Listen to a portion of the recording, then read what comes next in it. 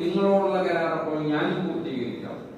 വയ്യായ ഫർഹബൂൻ, എന്നെ മാത്രം നിങ്ങൾ ഭയന്ന് ജീവിക്കുകയും എന്ന് ബനൂ ഇസ്രായേലിനോട് പറയാനുള്ള കാരണം അത്രയധികം പ്രതിസന്ധികളിലായിരുന്നു അവർ. അതിൽ അല്ലാഹുവിലേക്ക് അവർ രക്ഷിച്ചു. അതുകൊണ്ട് ഇതൊന്നും മറക്കരുത്, മറക്കരുത്.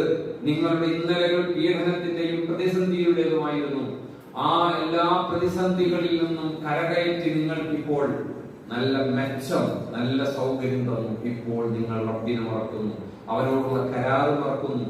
നിങ്ങൾ തനി അക്രമികളും താന്തോന്നികളുമായി തീരരുതേ എന്നതാണ് അള്ളാഹു ബനൂ ഇസ്രായേലികളെ കുറിച്ച് പറയുന്നത്. ഇത് അള്ളാഹു പറയുന്നത് എന്ന് വെച്ച് കഴിഞ്ഞാല് മുഹമ്മദ് റസൂലിന്റെ ഉമ്മത്തുകൾ എന്ന നിലയിൽ സ്വല്ലല്ലാഹു അലൈഹി വസല്ലം നമുക്ക് ഇത് ബോധമാകാനാണ്. നമ്മളും ഇതുപോലെ പല പ്രതിസന്ധികളിൽ നിന്നാണ് മദീനയിൽ പോയി പലായനം ചെയ്ത് പ്രശ്നങ്ങൾ അവതരിപ്പിച്ചു.